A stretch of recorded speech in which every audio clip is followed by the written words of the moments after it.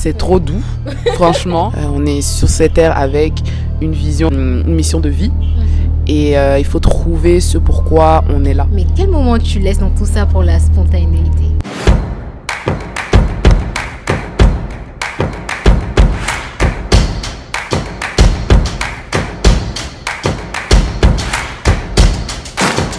Hello beautiful people, salut à tous, on est sur cette chaîne YouTube, moi c'est Maya Oman et vous savez c'est comme toujours pour moi un plaisir de vous avoir ici et vous savez que sur cette chaîne nous parlons de l'excellence de la femme noire et l'excellence de la jeune femme noire pour être bien plus précise et c'est dans ce cadre que j'ai décidé de lancer cette série qui parle de comment être une femme de valeur dans la vingtaine et dans cette série vous savez que nous invitons des femmes de valeur, des femmes d'impact qui viennent nous partager leurs expériences, leurs histoires et comment elles ont décidé de se lancer dans cette aventure et devenir des femmes de valeur. Et aujourd'hui, nous recevons une jeune femme d'impact, j'ai nommé Mademoiselle Anaïs Dagrou. Bonjour Anaïs. Bonjour. Comment tu vas? J'espère que tu vas bien. Je vais très bien et toi? Ça va bien, merci. Tu sais, ici on est vraiment passionné de développement personnel et on voudrait en fait entendre l'histoire de femmes d'impact, de femmes en fait qui ont de la valeur pour nous. Donc je vais te laisser te présenter. Du coup, moi c'est Anaïs Dagrou.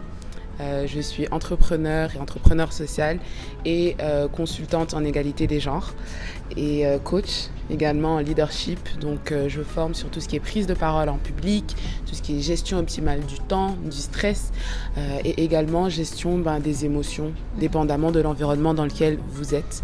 Et la plupart du temps, c'est des femmes avec qui je travaille. Et on organise pas mal de conférences, donc c'est là même où on s'est rencontrés. Et je me considère comme une personne qui essaie d'avoir un impact à son échelle dans sa communauté. Et voilà, je suis ivoirienne. C'est ma sœur ivoirienne. C'est la Côte d'Ivoire qui gagne. Elle allie beauté, intelligence et charisme. Femme multidimensionnelle. Pour moi, c'est le parfait exemple de l'expression work-life balance. Elle, c'est Anaïs Dagrou, 25 ans, titulaire d'un bachelor en sciences politiques et un master en relations internationales, experte en égalité des genres, entrepreneur, présidente d'association et première dauphine du concours Miss 2.0 2021 en Côte d'Ivoire. En bref, une véritable femme d'impact. Aujourd'hui, nous la recevons sur notre plateforme pour parler de la vision de la femme de valeur. Mais avant tout, je vous laisse la découvrir davantage avec cet extrait de son passage au concours Miss 2.0 2021. 100 millions représente le nombre de femmes qui, dans le monde, chaque mois, vivent dans des conditions d'hygiène menstruelle désagréables. Et en moyenne, le prix des protections hygiéniques est de 500 en Côte d'Ivoire. Je sais, vous me direz c'est rien. Mais lorsque le kilo de riz est à peu près le même coût, la question se pose. Se protéger ou se nourrir? Chers membres du jury, chère audience, permettez-moi de vous présenter mon projet Menstruaire, qui est un centre basé à Abidjan. Il s'agirait tout simplement d'éduquer et de sensibiliser les filles et les femmes sur leurs conditions d'hygiène menstruelle. Et également les hommes, les garçons, les enseignants, qui sont également, eux, des pères, des frères. Alors, le thème qui nous réunit aujourd'hui, c'est quoi? C'est la femme de valeur. Et donc aujourd'hui, j'aimerais te poser la question, selon toi, quelle est la définition d'une femme de valeur? Pour moi, une femme de valeur, c'est une femme qui a de l'impact, comme tu l'as dit, et c'est surtout une femme qui a une vision. Une vision dans les différents aspects de sa vie, parce que c'est important d'avoir une vision pour entraîner d'autres personnes à la suivre, cette vision, donc que ce soit dans le domaine familial, que ce soit dans la famille, que ce soit au travail, que ce soit dans le milieu associatif.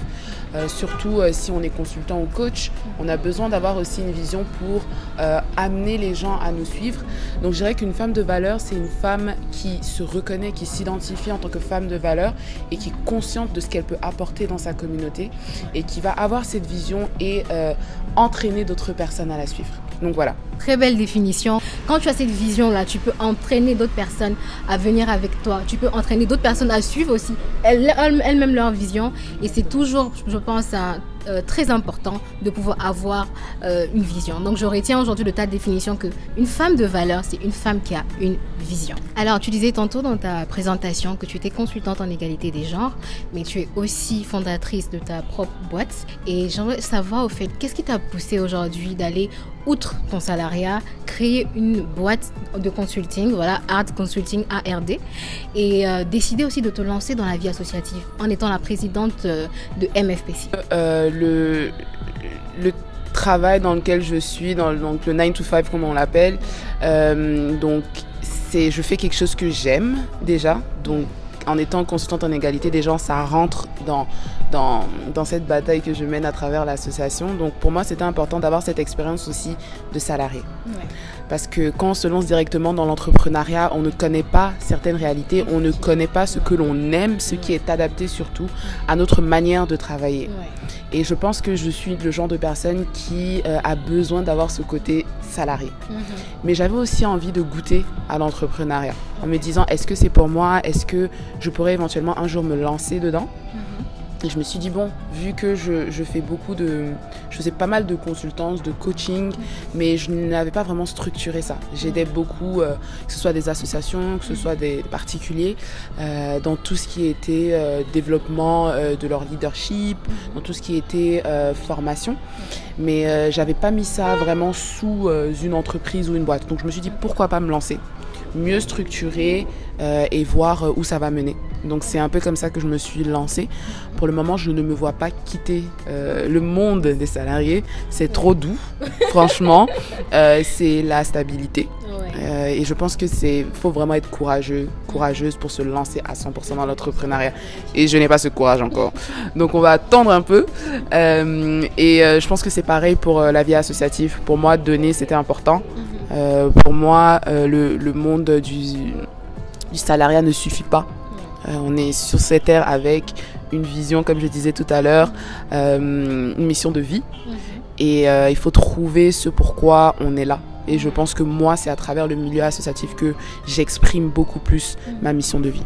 Et donc, ce que je retiens de cela, c'est que, au fait, c'est comme tu parlais tantôt, tu parlais de vision. C'est-à-dire que tu as une vision, au fait, c'est quoi? C'est de pouvoir aider les femmes à se redécouvrir, les femmes à vraiment être elles-mêmes, voilà, sur tous les plans, que ce soit par exemple par rapport à l'hygiène, voilà, que ce soit par rapport à la prise de parole en public, confiance en elles et tout ça.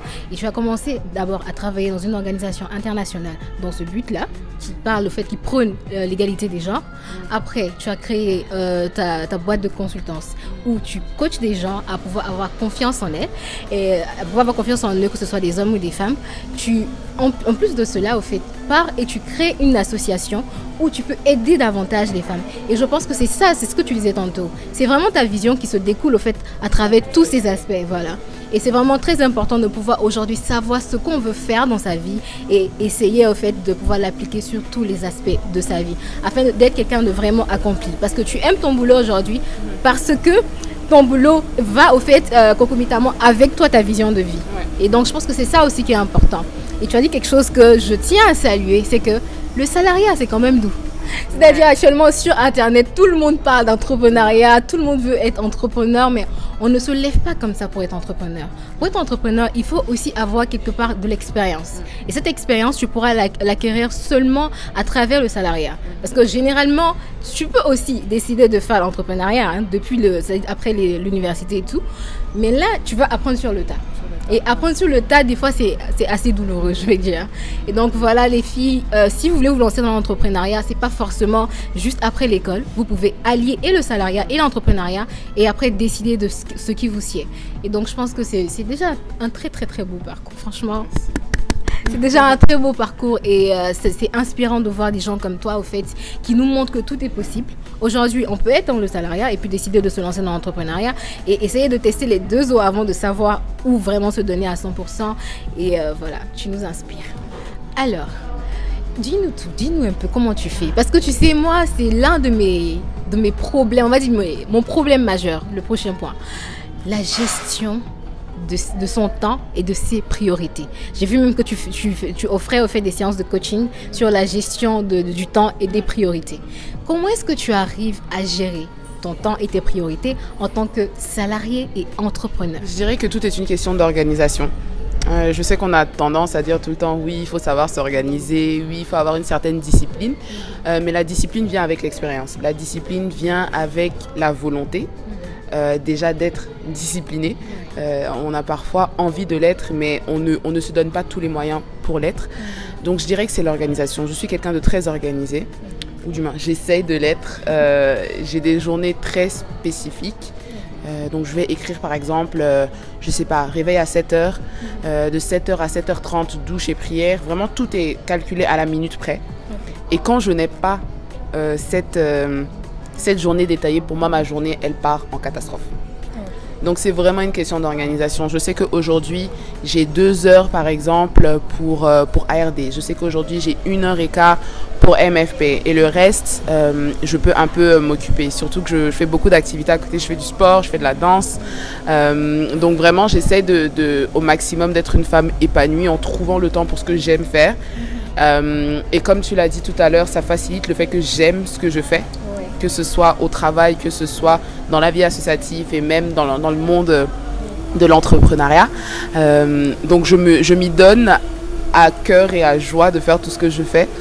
Donc je pense que c'est ça aussi qui me facilite ma gestion du temps, parce que je ne vois pas ça comme des corvées. Je vois ça comme quelque chose que j'aime. Donc oui, l'organisation.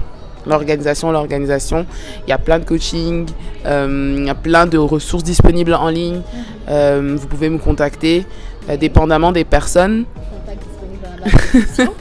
Dépendamment des personnes, le style d'organisation est différent. Le tien peut être différent du mien.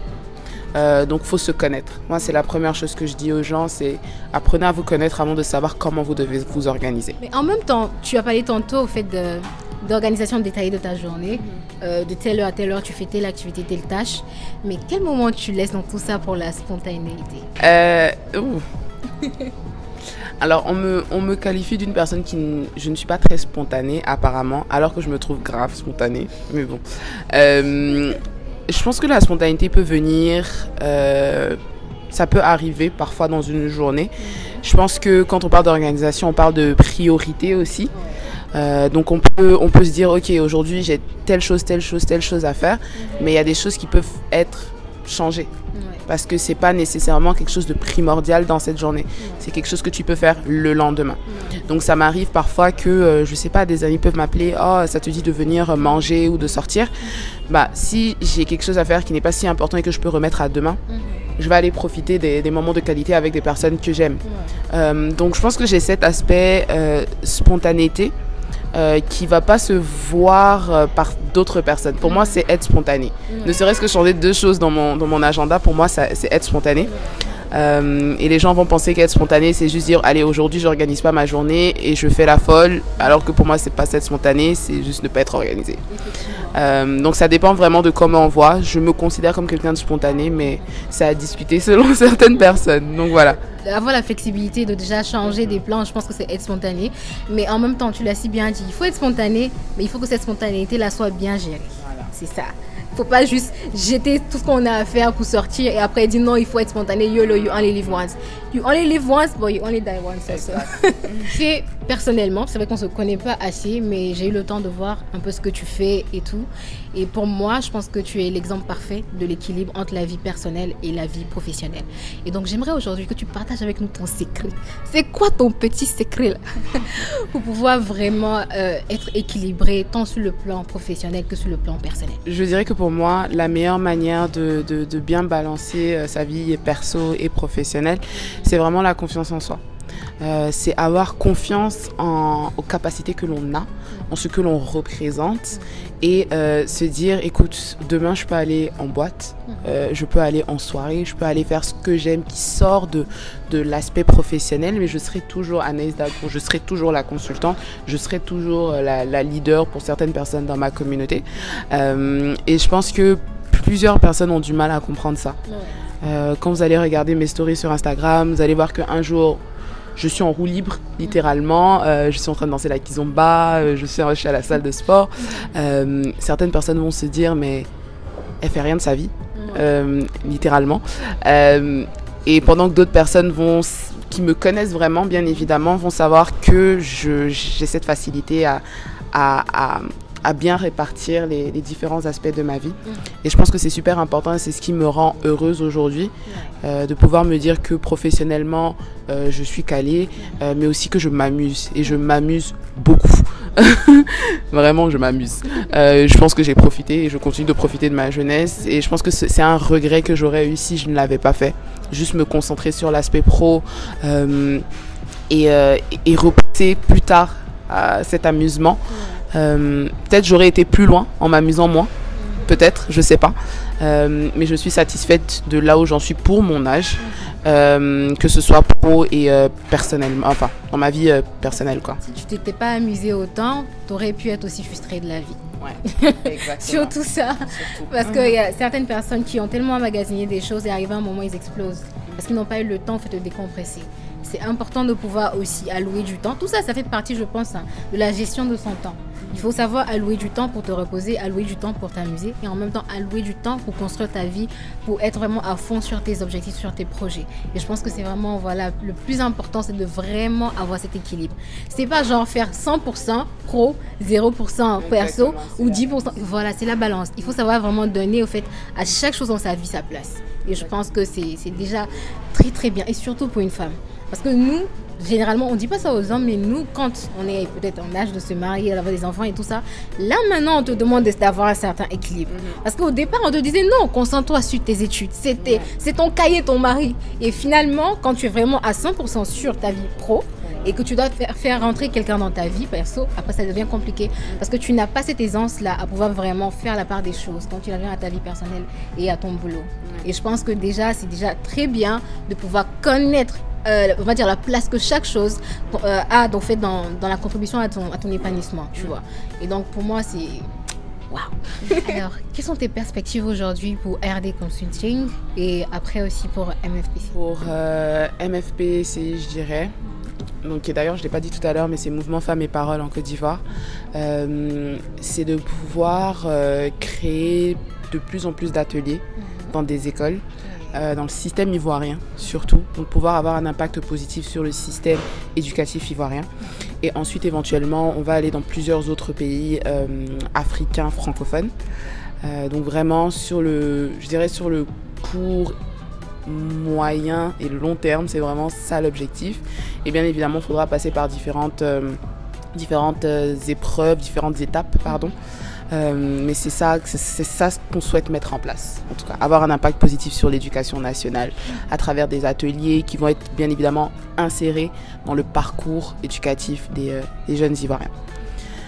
Pour ARD Consulting, pour le moment on est un peu en train de retransformer tout, donc on faisait des formations sur tout ce qui était en leadership, donc maintenant on fait du développement organisationnel pour des entreprises, des organisations, des associations, des institutions privées et publiques, pour justement permettre aux humains de ces grandes organisations d'être de meilleurs performants à travers tout ce qui est leader, gestion des conflits. Donc vraiment cibler l'humain au sein d'un grand groupe. Donc le développement organisationnel, c'est vraiment quelque chose qu'on est en train de pousser maintenant à travers ARD. Donc on va booster ça. On va continuer la formation leadership, on va continuer également les conférences et les coachings individuels, quoi.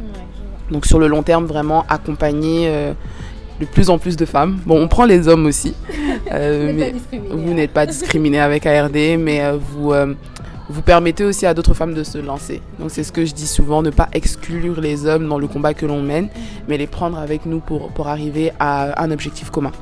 Donc c'est un peu ça les perspectives de notre côté. Intéressant, on ne peut que vous souhaiter que du bonheur et bonne chance pour la suite. Alors ce fut vraiment un entretien très très instructif, j'ai vraiment beaucoup appris à tes côtés, c'était très intéressant, on s'est marré, j'ai même pas vu l'heure passer et vraiment je tiens à te dire merci de m'avoir honoré de ta présence aujourd'hui. Et donc tu vas pas nous quitter comme ça, tu vas nous quitter avec quelques mots de sagesse, on va dire un message à toutes ces femmes là, ces jeunes femmes de valeur qui nous suivent sur cette plateforme. Déjà, je tiens à te remercier de m'avoir invitée. Et je pense que mon mot de fin, quelque chose que je dis très souvent aux jeunes femmes, c'est au-delà de se lancer, c'est de savoir pourquoi vous vous lancez. On encourage très souvent les jeunes femmes à lancez-vous dans l'entrepreneuriat, lancez-vous dans différents projets, mais on ne leur demande pas d'avoir ce travail préliminaire qui est pourquoi vous vous lancez concrètement. Si vous souhaitez être une femme de valeur, une femme qui a une vision, une femme qui a de l'impact, il faut savoir déjà pourquoi vous voulez avoir cet impact, ce que vous cherchez. Pourquoi vous voulez être des femmes visionnaires. Quand vous aurez cette réponse, ça va mieux vous guider dans tout ce que vous faites. Donc, quand vous aurez cette réponse aussi, vous pourrez vous lancer dans différents projets. Et les différents projets que vous avez doivent se réunir autour de cette vision, comme on disait tout à l'heure. Donc ça, c'est super important. C'est bien d'avoir plusieurs casquettes, mais il faut que toutes ces casquettes-là puissent rentrer sur la même tête. S'assurer que vous pouvez justement mieux avancer avec différentes casquettes. Donc voilà. Ouais, je veux même pas clôturer parce que voilà, tout a été dit et on va retenir, je pense, un mot aujourd'hui, c'est vraiment la vision. Ouais. Il faudrait que votre vision puisse s'aligner sur tout ce que vous faites dans la vie. Et c'est sur ces mots de fin-là que je vais vous dire merci de nous avoir suivis aujourd'hui. C'est un plaisir pour moi, vous savez, d'être là chaque semaine et de pouvoir rencontrer des jeunes femmes d'impact, des femmes qui ont de la valeur. Et je sais que vous l'avez aussi. Et donc, si vous avez aimé la vidéo, n'oubliez pas de me lâcher un huge thumbs up, c'est-à-dire de liker cette vidéo, de la partager et aussi de parler de ma chaîne à vos amis et tout ça. Si vous voulez savoir comment aujourd'hui se découvrir, comment aujourd'hui avoir de l'impact, de la valeur, n'hésitez pas à rester connecté sur cette chaîne. Nous allons nous voir encore la prochaine fois, n'est-ce pas? Et donc d'ici là, portez-vous bien. Bye bye. Take care.